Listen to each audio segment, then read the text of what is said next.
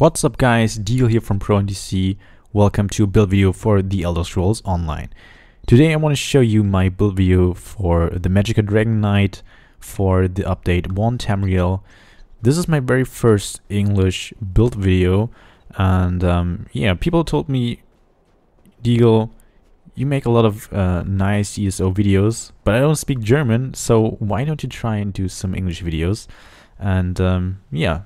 So there it is, my very first English videos. Sorry for all the German-speaking audience. I'm very sorry if you do not understand English, but there is also a German version of this build video. And I have to apologize in advance because all the set bonuses and the text, everything that you will see here is German. For the next video, I will try to change the system language of my PlayStation so everything will be in English, but I should know all the skill names and the set bonus names in English, so I really hope that won't be a problem. So Magicka Dragonknight, I know the homestead update is just around the corner, but I will point out different things that you might need to change or you might need to switch to make this build work with the upcoming update, but I'm pretty sure this should be like a solid foundation for Magicka Dragonknight, and I'm really sure that I can provide you with some helpful tips. So we will start, of course, with the stats. Have a look at my stats. So I'm sitting at 41k max Magicka and just above 17k max HP, 806 Magicka recovery, and 2.1k spell damage unbuffed with 65% spell crit. I have 64 points into Magicka. I'm using the Thief Moonstone, so I get more spell and weapon crit chance.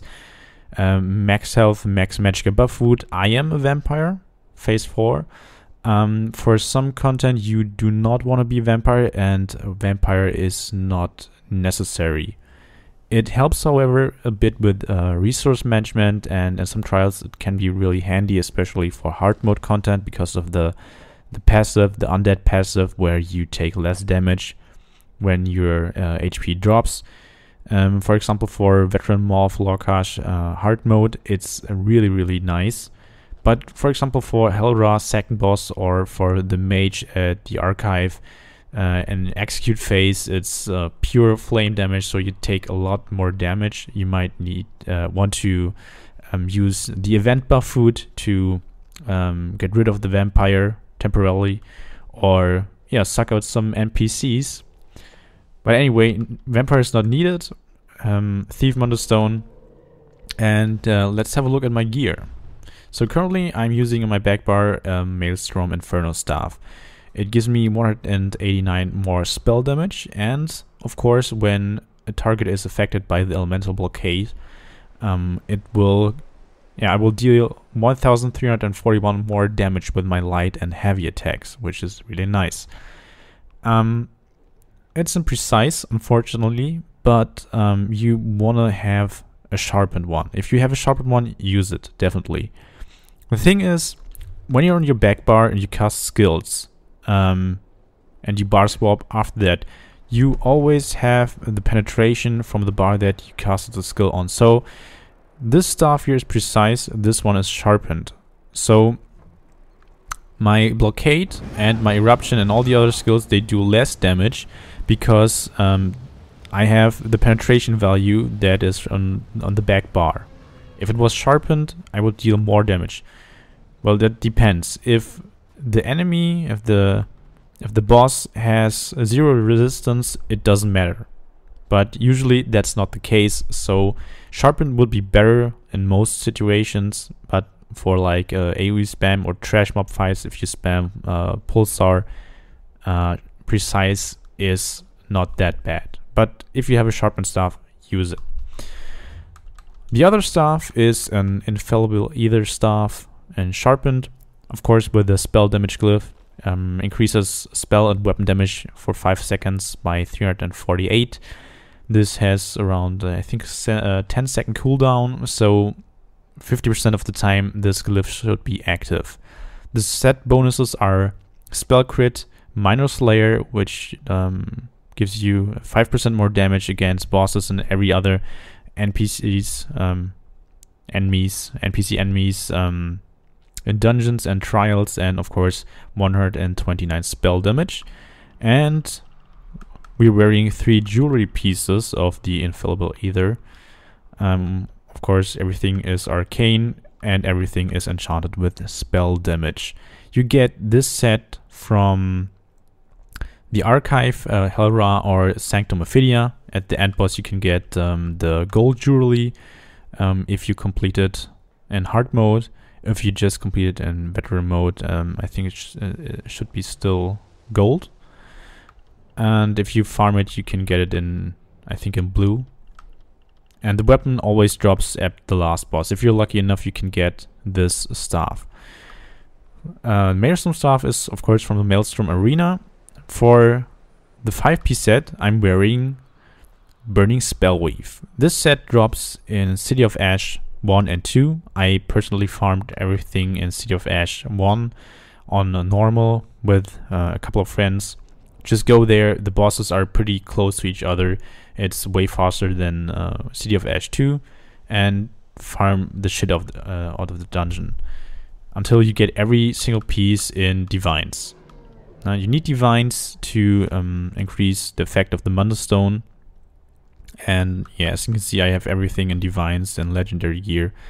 It took me a while, and the set is pretty awesome on the Magicka DK. It gives you max Magicka, spell damage, spell crit, and when you deal flame damage, you have a 20% chance to burn the enemy and get 600 more spell damage for 8 seconds. This effect has a 12-second cooldown, but the cooldown starts as soon as you get the extra spell damage. So mathematically, the maximum uptime of this effect would be 66.66%. But usually you will sit like in the low 60% range. On other classes, it's usually around like 58 to 60%.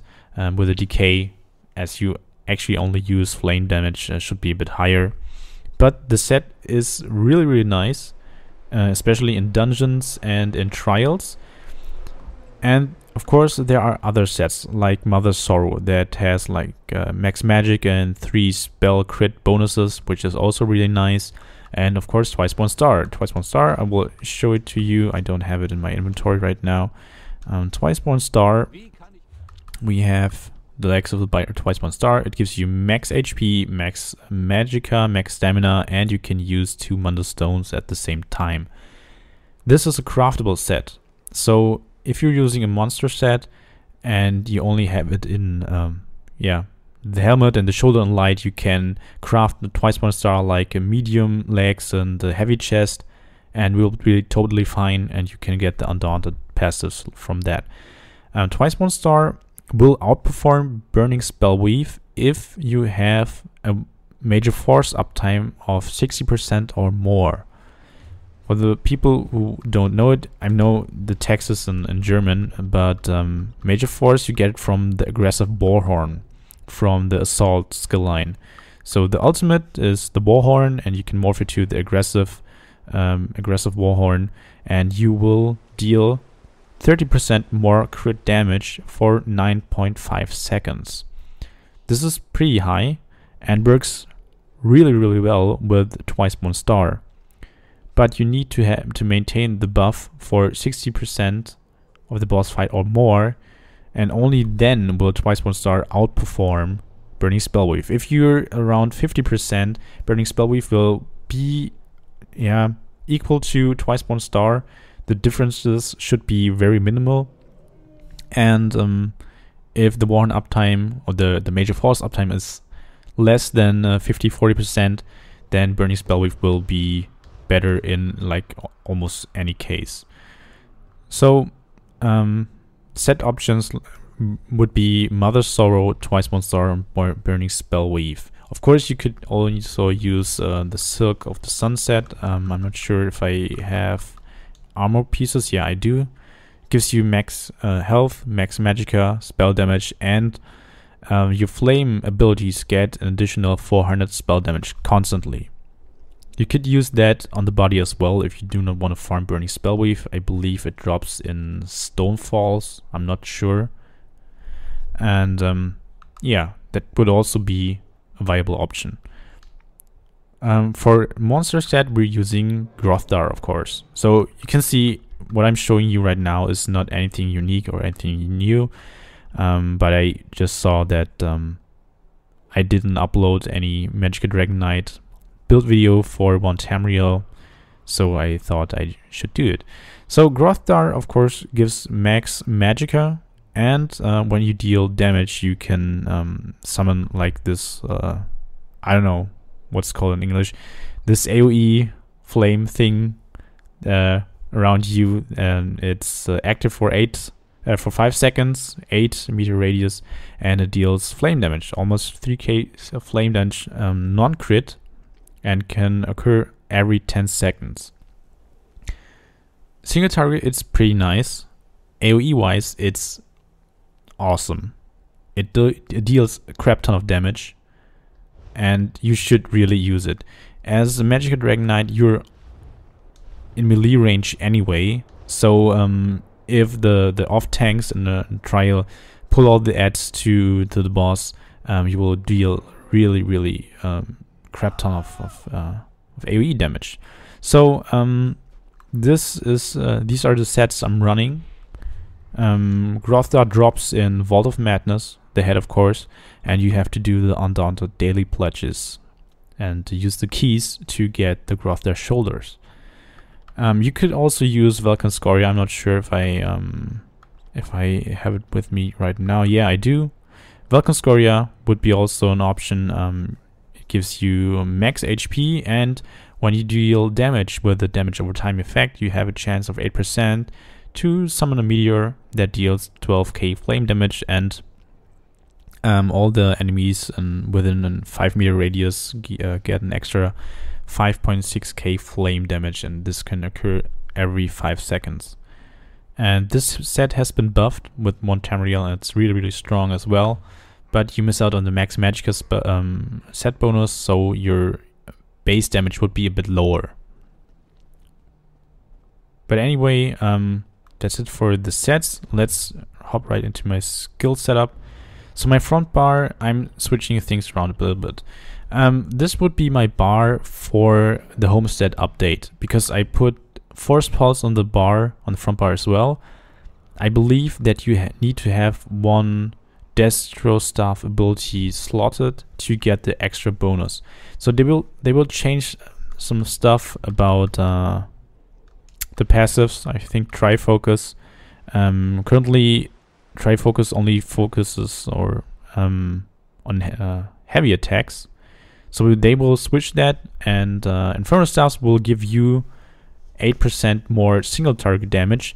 Lightning Staffs will give you, I think, 8% more AoE damage, and Ice Staffs will give you a taunt. If you use fully charged heavy attacks, you can taunt enemies.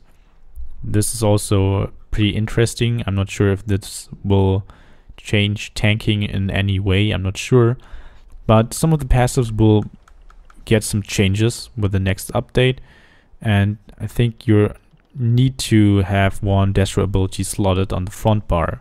And I think this bar setup should work perfectly fine. You can use Force Pulse for ranged attacks. It's really nice, but usually I slot the rearming trap on the front bar. I will get to that later.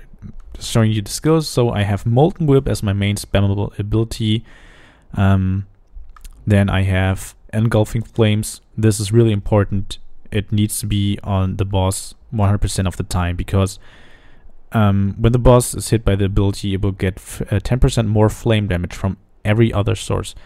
Not just from you, so every other player deals 10% more flame damage. This is why the Dark Elf is the best racial choice for any Magicka class. Most of the classes use the Inferno Destro ultimate, or use the Shooting Star ultimate, or for the Decay you use Standard of Might, and every ultimate deals flame damage.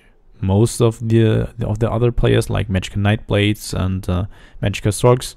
Nowadays, if they also use Burning Spell Wave, they have an Inferno Staff on the front bar. And they will deal more damage with their Force Pulse, because Force Pulse also deals flame damage with one component. And the light attacks, they do all 10% more damage because of Engulfing Flames. So it's really, really awesome, and you need to apply this dot 100% of the time. Then we have Burning Embers. Burning Embers is a really strong dot, lasts for 10.5 seconds. And yeah. So last ability on the bar is Inner Light. Inner Light is a major skilled ability, and it gives you 5% more max Magicka and an additional 2% more max Magicka because it's a major skilled ability, and you get 10% more spell crit, which is also really nice. But we have a slot because of the more max Magicka, and more max magic means more damage. Same goes for Shooting Star, the ultimate of the major skilled ability. If we have like fights, trash mob fights during raid events where there's a lot of enemies, you can use Shooting Star over Standard of Might because it will give you back 12 ultimate per enemy hit. But it also hits really, really hard, as I think I've hit Shooting Stars for like 56k to 60k in a raid, which is really, really strong. So the dot can also tick for up to 18-19k per tick, which is also really, really strong. But usually we only have this slotted for the 2% extra max magic because of the major skill passives. On the back bar I'm using the Standard of Might ultimate. This ultimate currently boosts your damage and reduces your the damage you take by 20%. With the next update it will probably get changed to 15%. It's still not sure if they will implement all the changes they released with the patch notes, but 20% more damage, which is pretty awesome. Then we have Flames of Oblivion. Also gives us 10% more spell crit because of the Major Prophecy passive, and not passive but buff. And when we activate it, it deals flame damage to the enemy that's closest to you every 5 seconds. So when we activate it one time, and then every 5 seconds for 15 seconds, so 3-4 hits in total, and can hit up to like 15k, which is also really, really strong. For depending on the content, I'm using a shield. I can switch out the shield, of course, for AoE abilities like Pulsar. You can use it like this. But usually when I do some hard mode content, I'm switching out Flame Pulsar because I usually don't need AoEs, because I have Grothdar and all my AoE dots like Eruption and Elemental Blockade. And I'm putting in here Absorb Magic or Harness Magicka as my shield. You can also use Dampen Magic, it's totally up to you, but I like the Magicka Return from Harness Magicka. Then I have Eruption here. Eruption, our long-term dot, lasts for 18 seconds. The damage is okay, but for casting it once every 18 seconds, the damage is actually pretty good. Then in here I have the Rearming Trap. Currently I'm actually playing with the Rearming Trap on my front bar instead of the Force Pulse, and I have Force Pulse here. So when I switch bars I can go ranged from this bar, and then since I'm close to the enemy anyways because of the Molten Whip, I will always use Molten Whip. But with the upcoming changes with Homestead, I swapped my bars, changed my bars, so it should be fine like that. Then we have the Rearming Trap here. It gives us minor force, currently 12% more crit damage. With the next update it's only 10% more crit damage, but that's still okay. It's just 2% more damage, and you do not crit 100% of the time anyway. Then we have Elemental Blockade, the skill that is needed to activate a Maelstrom Inferno Staff enchantment. It deals really, really high damage. It usually is the skill that deals most damage when you look at your DPS parcels. And yeah, this is the bar setup that I'm currently using. As I said, I can swap out the shield for AoE. You can also swap out the rearming trap or put pulsar on the front bar. It's totally up to you. For veteran more, if I need to chain pull the adds, I put the chains here, and then I also have deep breath instead of the rearming trap, and I put this here because when I'm at the white adds, I can interrupt like this because deep breath interrupts, and I can pull the adds with the chains. You can also put the chains on the front bar, of course, if you don't need force pulse. It's up to you. Maybe you want to slot the Destro alt. Gesture alt on the front bar instead, so you have an ability on the front bar when the next update launches. But yeah, so this is my back bar setup usually for VMOL.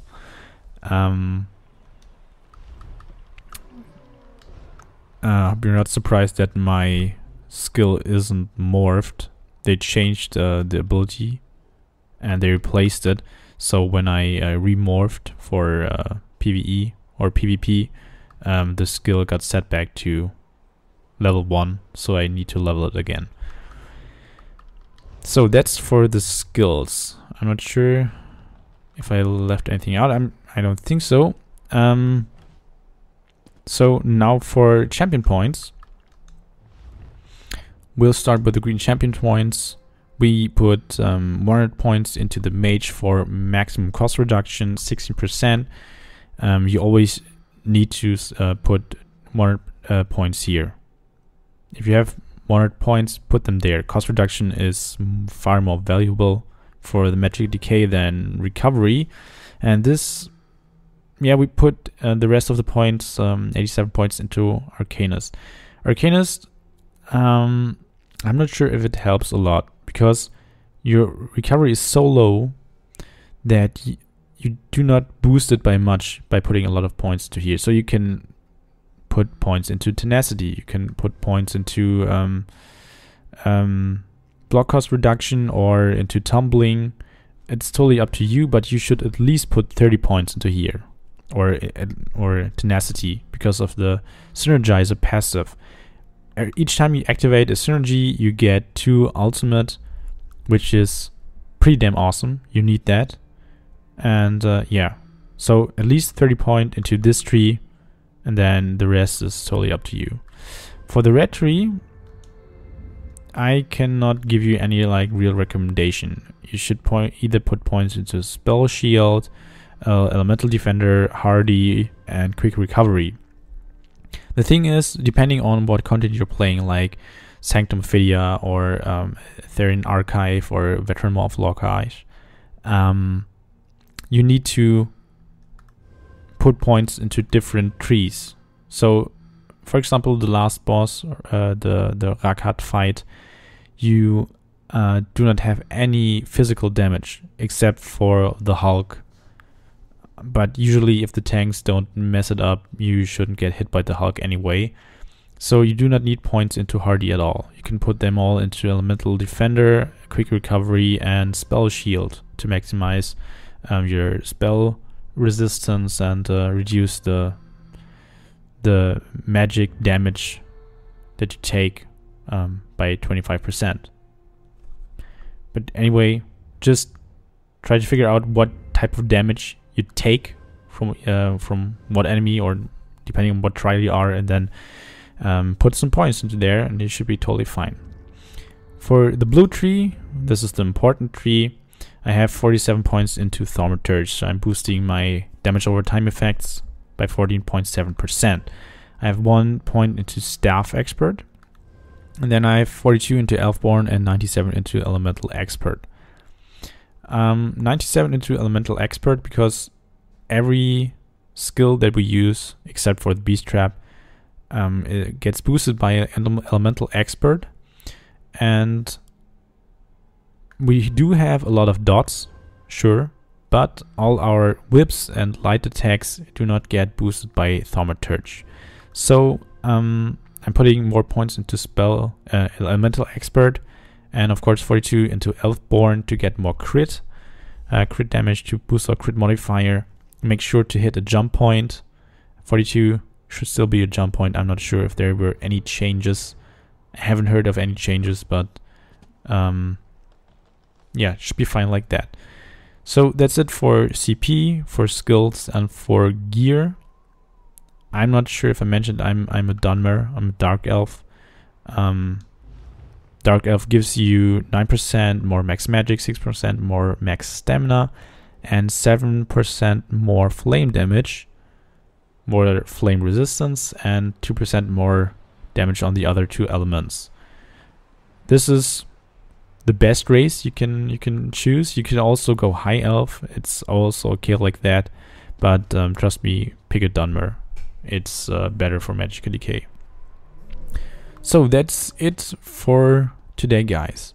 I hope I was able to explain the Magicka Dragonknight well enough. Oh yeah, no, that's not it for today. I'm really sorry.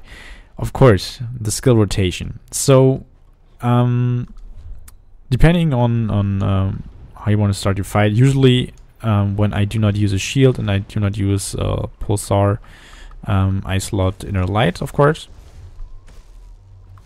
And you start a fight with Inner Light, because Inner Light gives you I forgot the passive. You get 20% more damage for next ability. Also for this is Grotha, by the way, for heavy attacks. And what you want to do is use Inner Light, charge a heavy attack, and then after the heavy attack, I'm not sure why this guy keeps pulling the enemies to me. Yeah. So you use Inner Light, you charge a heavy attack, and then use Eruption, which didn't work. So Inner Light, heavy attack, Eruption, and usually bar swap, because I usually have Beast Trap on the front bar. Since I switched it out, need to put the Beast Trap in here again. Wait a second. So Inner Light, fully charged heavy attack into Eruption, Beast Trap, bar swap. This is how you start a fight. Then, after that, you cast Engulfing Flames, Burning Embers, swap bars, Blockade into bar swap, and then you use your Molten Whip. To use the dots the optimal way, always start with Burning Embers. Engulfing Flames, Burning Embers, and then swap bars for Elemental Blockade. And then you can use your light attack weaving with Molten Whip for 6 times.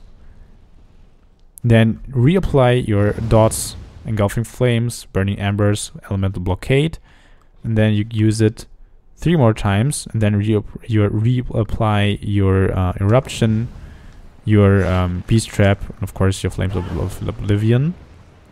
If you have your ultimate ready, that will be the point to use the Standard of Might. And after that, the rotation starts at the beginning yeah. So now that should be it for today. I hope I was able to explain the rotation of the Magicka Dragonknight. I'm sorry I do not have any like DPS test footage, and I'm pretty sure I would screw up the DPS test anyway. So if you have any questions, feel free to ask them down there in the comment section below. If you like what you just saw, if you want to see more build videos, if you want to see more English content on my channel, leave a subscription. I would really appreciate it. And that's it for today. So guys, I hope to see you next time. Bye bye.